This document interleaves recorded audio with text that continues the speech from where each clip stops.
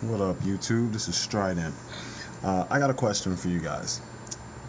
Okay, so since we now have a superhero genre of film, like it's a genre. It's not just you know, an anomaly. It's an actual genre.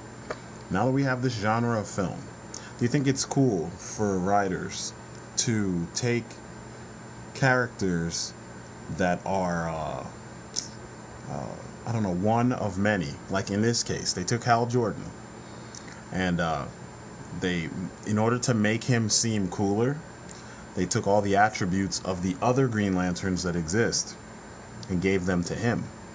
And some of them don't even make sense with who he is, you know? Do you think it's cool that they did that? You know, it's like bastardize the others in order to make one seem cool. I mean, it's a drastic change, you know? This is literally, they've changed the way the character thinks just for the sake of spectacle.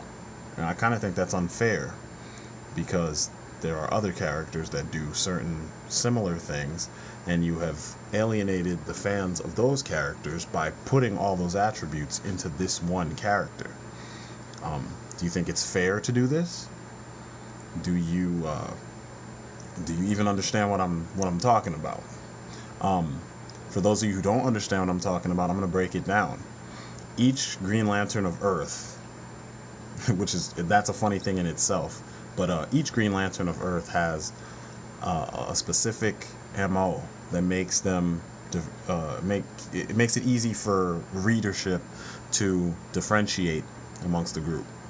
For instance, Hal made simple constructs. I think like the most complicated thing he could do is a plane, if he ever did a plane. And it wasn't a real working plane. It was just cosmetically, it was a plane and it flew fast. So it was technically him sitting down flying fast, something like that. But typically, Hal would do stuff like boxing gloves, springs, catapults, slingshots, baseball bats, chairs, things like that. They weren't technologically sound. John Stewart made things that were technologically sound. They worked because the man was an architect, and this is how his mind works. Kyle Rayner, he's a comic book artist, so he made really imaginative, sometimes even goofy constructs. Some of them worked better than others. Who else? Jade, she made basic constructs as well, but hers were more like geometric, or kind of like, depending on the artist and the writer, like the team, they would work in the situation, but she wasn't extremely specific. Hers were more light-based. Same thing with Alan Scott. He made more situationally sound constructs. I know there's someone I'm leaving out. Oh, Guy Gardner. Guy Gardner made all kinds of shit. He actually had a lot of imagination for being such a dick. Because at one point, I remember when he had a yellow ring and he fought Hal when he was Parallax, he made a suit of armor that was like techno-organic kind of, which was kind of weird, but I mean, it's cool. But so now you have this movie, and then you have Hal Jordan. He's making machine guns, he's making ships and planes and all kinds of complex shit that this is not this guy's MO. I mean, granted, it could. They would have to go back and explain how, like, deeply explain if and when they put the others on screen. They're gonna have to explain how and why they do what they do, and if that's the case, they're gonna have to blow you away with the shit that the other Green Lanterns are gonna be doing, because they've already given you a taste with Hal. So I don't know. In the comments, I want to, if you guys even give a damn, you know, the three people that are listening,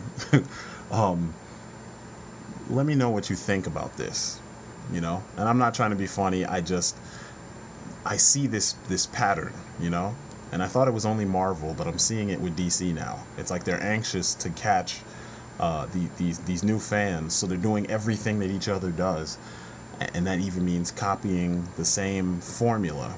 You know, like with the X-Men, how they just pick these random characters that don't necessarily fit in the continuity that of the story that they might be trying to tell, You know what I mean? Like, if you pick to tell the story of Inferno and X-Men, you need Madeline Pryor and Mephisto and those characters in there, as well as, you know, some of the X-Men. Well, the X-Men in general. You can't just pull out X-Force characters and then omit the X-Men and then put, like, I don't know, Ghost Rider and then make up somebody. You know, that would make it a whole different story, you know? But this is the kind of stuff that those films do. Now, I feel like they're doing the same thing here with the Green Lantern. And, you know, I'm not really excited about this movie because I'm not a huge Green Lantern fan. My son is starting to become one, so we might go see it, and I might have to sit through this. I'm not even a huge Ryan Reynolds fan, so, you know, I'm not coming into this with much expectation, but I do see this trend, and I want to know what, you know, if I'm the only one that sees this trend, and if, you know, if you guys think it makes sense. Because I noticed that even when they did the Green Lantern Rebirth, the comic, they started trying to do that with Hal. They started trying to make him do what the other Green Lanterns do. So he didn't have an identity so much as, you know, in battle. It seemed like what they did was they combined all the abilities and, you know, the pieces that were the identities of the other Lanterns as far as how they used their rings, and they gave it to him. And I don't think that, personally, I think that's a cop-out. So anyway, that's my little question to you guys. Hit me up in the comments, let me know what you think, and I will see you next time.